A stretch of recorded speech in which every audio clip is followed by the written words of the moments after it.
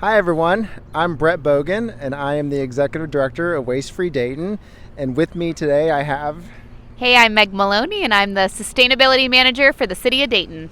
Yes, and we are at one of these cool places in Dayton that you may not know exists, and honestly I just found out about it recently, which is one of the things I like about Dayton, because there's still like these hidden gems that you don't know always about. Something to learn about. So we are at the UD Solar Prairie. Yes, the University of Dayton Solar Prairie that they established around 2018, 2019. Yeah, very cool. So I don't know how many rows of solar panels it is, but there's a lot here behind us. Yeah, it's almost over 1 megawatt of solar, which is pretty awesome. Yeah, I don't know what that means, but it Powers sounds like a lot. 10% of the building behind us, which is a huge old NCR headquarter building. Cool.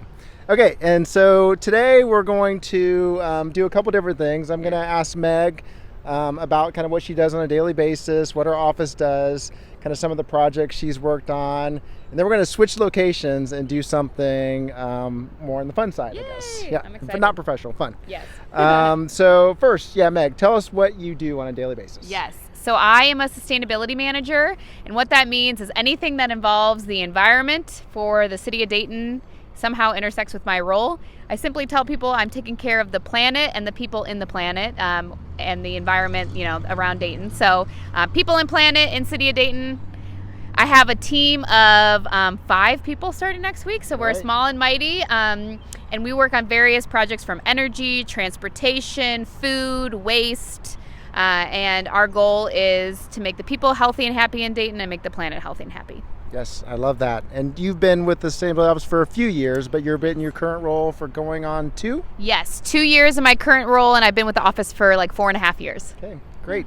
So in the last either 2 years or 4.5 years, kind of what are some of the projects that you've worked on or some of the significant accomplishments? Yeah, great question. So I was there when we first adopted a sustainability plan. We were one of the first cities in the region to do that, and we established 115 sustainability projects that we wanted to accomplish within the next 5 years. We also declared a climate emergency. We were the second city in Ohio to do that, and we said that the planet is on fire and we really need to do something about it, and so we established really aggressive goals to reduce our carbon emissions.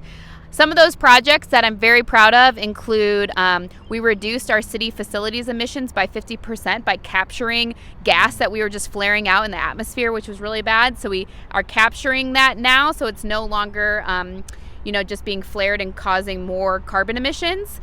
We also just passed to establish a solar field very similar to one behind us to power our wastewater drinking plant, and we'll also have some native plants underneath. It's on an old brownfield site, so we're redeveloping sites that can't be used anymore to put solar on them to power our building. Last year we won $36 million in grants to help low-income families get free solar, to put more electric vehicle chargers throughout the city.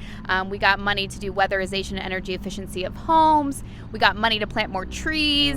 So I think those are like my biggest accomplishments I'm really excited about.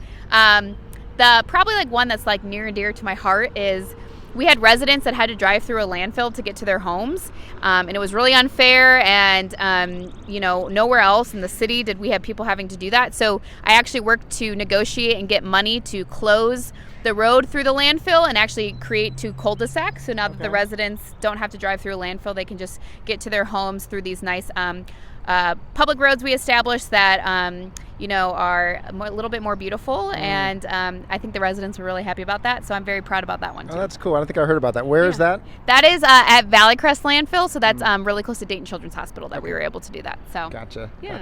And then like looking ahead, what are some of the things that you're excited about or you're hopeful about? Yeah, I think I am excited because I think we're finally in a place in the city where we have showed like the value proposition to both residents and the city leadership. And so we're really trying to work on some other projects centered around waste. So we recently hired Tim to come on our team, and he's been working on like a lot of waste reductions, both with recycling and compost. I think I'm really excited about like native landscapes. We're doing some work around that. I'm really excited that my team is growing. It's like really amazing. When I started at the city, you know, there was only one person that had a sustainability job at the city, and now we have 5. Like, that's pretty remarkable. Right.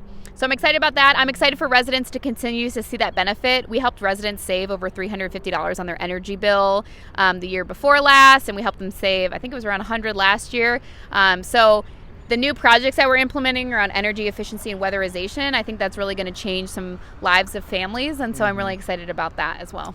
Yeah, on that last point about the energy aggregation plan, Yeah. I watched your presentation at the City of Dayton Yeah. Neighborhood Conference. I thought that was really interesting. And Yep. so I think we're going to work on doing like a little webinar on that That'd kind be of later great. in the summer. So. Yeah, because energy bills are really hard for people to read, and a lot of people, especially in the city of Dayton, pay far more on their energy bill than the average household in the United States, and that's super unfair, and that's not their fault. It's just due to like the policies and practices that we have here, and so we're really trying to combat that and help residents save money. So yeah, there's a lot of information on our website. If you're curious about our electric aggregation program or how you can learn how to read your energy bill and save money, you can go to our City of Dayton website.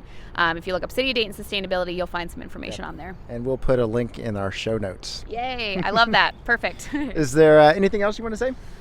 No, I'm just, I think the last thing I want to say is I'm very passionate about this community. If you are listening to this and want to get involved, there's always volunteer opportunities that you can get engaged with. We're always looking for people to come and partner with to support our office, learning about new initiatives. So if you're listening to this and have not connected to us and are doing work in the city of Dayton, we'd love to work with you.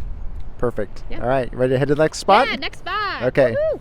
We'll see you soon. Hi, everyone. We're back. It's Brett and Meg, and we're in another cool spot in Dayton. You probably can't tell where we're at, but we were at the silos.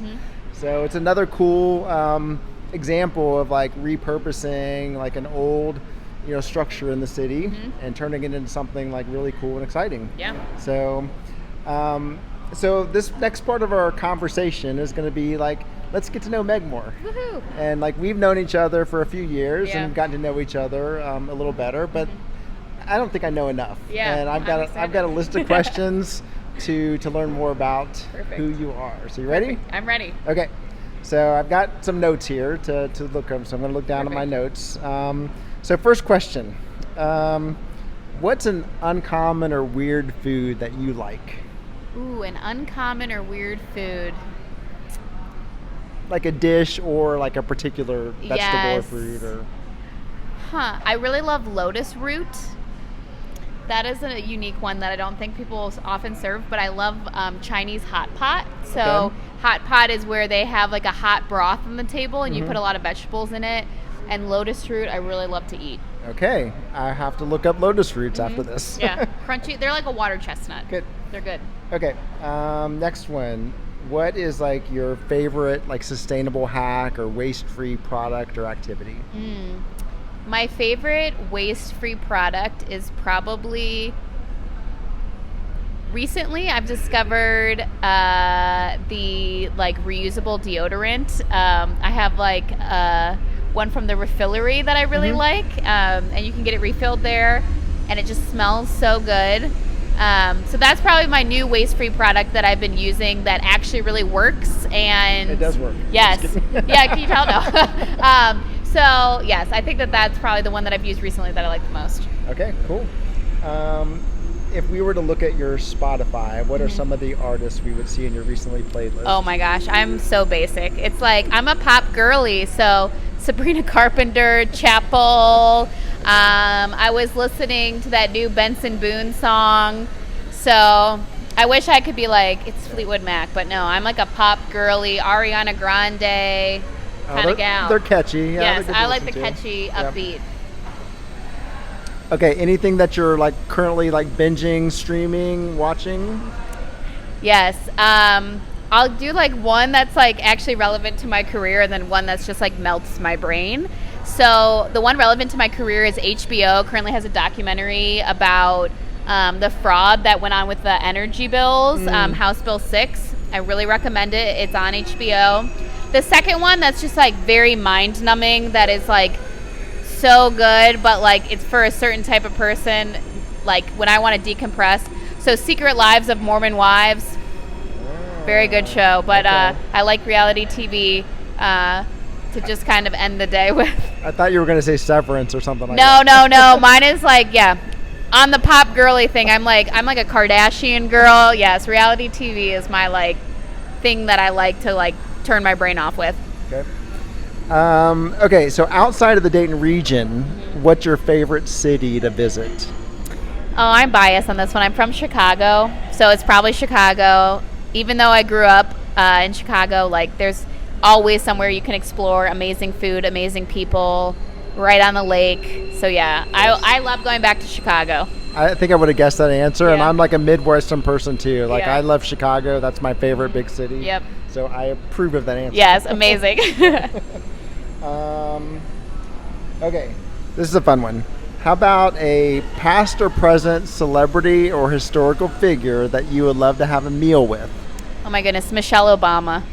I love Michelle Obama. She's a great podcast with her brother. All of her books are amazing. She's just an inspiration, very wise. So Michelle Obama would be my number one. Okay. Maybe related, maybe not. An impactful book that you've read. Because I know she has a book out, but Yes, I was going to say recently I read Malala's book, and that was like really inspirational. That's probably the one that I read most recently that I was like, just her whole life story and like her viewpoint on the world and her activism is very inspiring. So that was one that I read recently that I like read it in like 3 days and I thought it was amazing. So Okay. I like autobiographies. So Okay. yeah. I think I have that book at home and I haven't read it Yeah, yet. it's really so. good. It's really good. Okay. How about anywhere in the world, a unique destination that you'd like to visit? So I'm a ecologist by training. So the Galapagos Islands. I've never been to the Galapagos. I studied reptiles and amphibians for my degree in college, and so I would love to see the big reptiles that they have. And I think that also I really like the ocean, so it'd be cool to go out there and see all the amazing animals. Yeah. So any plans in the next few years? Like is that Maybe like I should that should be like my. I don't have any big trips planned, so maybe I should put that on the calendar. Okay. Good. What's a skill you wish you had? Oh Lord, I wish I was really good at grammar. I'm like not good at like writing and like. I wish I was one of those people that could like write something beautiful on a sheet of paper and it would be grammatically correct and like it was just really thought out. But man, that is something that I'm not very talented with. So I always admire good writers or someone that I admire. That's what Grammarly's for. I know that is what, but AI people. So I can't be using the Grammarly AI, I guess. Yes. So the tip is when you Google something, do -AI afterwards to turn off that AI. Oh, maybe that's a good. Yeah. I didn't know you could do that. That's a Yes. good hack. Yes, that's my new favorite sustainable hack. Oh, Just do that's- -AI after your Google search. Interesting. Okay, how about? Okay, so you said a skill you wish you had, but what's a good skill you have in terms of like a hobby? Like, what's your hobby? I'm very good at botany, so I can identify most native wildflowers. And if something ever happened, like a terrible apocalypse or something, I'd be very good at eating plants. I'm very good at edible plants that grow in Ohio and the Midwest and identifying them. So instead of an app, I could just take a picture and send it to you? Yes, I'm very good with. I don't want to claim any botanists that are watching this know that you can. If you're a botanist that it's like I know every plant, you're lying because you can't really. But I would say there's a lot that I know, and there's a lot that like I know that I can eat or like what parts I could eat, and so I feel like that's a fun skill that I have. So yeah, send me your botany pics. I'll identify them for you. Great. Okay, a couple more on the list. If you could go back in time or travel into the future, which would you choose and kind of what time period? I would go back in time to the Industrial Revolution, and I would think strategically about our reliance on coal. And I would change that so that we would be looking more to renewable resources. But yeah, because I think the Industrial Revolution is really what kicked off a lot of our climate crisis. So Make change because everything that is... I mean, the Industrial Revolution is beautiful in the sense that that's how like economies grew and whatever. But yeah, it became our reliance on fossil fuels, which is why we have climate change. So I would want to make a difference. Okay. I think one more question here, which, what's a guilty pleasure? Oh, goodness. Besides watching Secret Lives of Mormon Wives. It's a hard one for me. I don't know what my guilty pleasure is. Like a dish of ice cream at 10 o'clock at night, or You know what actually it is? I love to sleep. Everyone's like, you have a lot of energy. I sleep a lot. Like, I sleep like 10 hours a night. But I'll sleep for 10 hours, and then my guilty pleasure is taking a 3-hour nap in the afternoon. So I'm a big napper, and I sleep all the time. So that's like helping me in my journey. But you get a lot done in the other 14 hours. I try to prioritize my time in the other hours. But yes, maybe that's my guilty pleasure is like on a Saturday, if I have nothing going on, I'm like, oh, I could go do something, or I could take another nap. And I'm like, let's do that. Yep. Get All more right. sleep. Cool. I think that's all the questions I have. Do you have anything you want to ask me? Kind of putting you on the spot. No, that's a good question. First, I want to thank you for having me on the show. This has been very fun. Second, my question for you is, what motivates you to connect with sustainability professionals, and like why do you think this work is so important? Yeah, good question. Serious question. So I think when I got heavily involved in Waste Free Dayton and joined the team, if you will, I just felt like this is important work, and there's not enough people doing it. It starts with like raising awareness, and I felt like if I could do anything, I could like tell other people and raise awareness. So that's kind of where it starts with Waste Free Dayton, is like, okay, let's educate more, raise awareness, get out into neighborhoods and serve. I like serving. I'm a helper, my Enneagram. Enneagram too. So that's that's kind of what motivates me, is to help try to improve the situation around us. We need more Bretts in the world. I was going to say that is something we need more people to care about the environment. So I appreciate everything you guys do. Yes, thank you, Meg. I appreciate you sitting down with me. Yeah, this was fun. All right, thanks guys. Bye.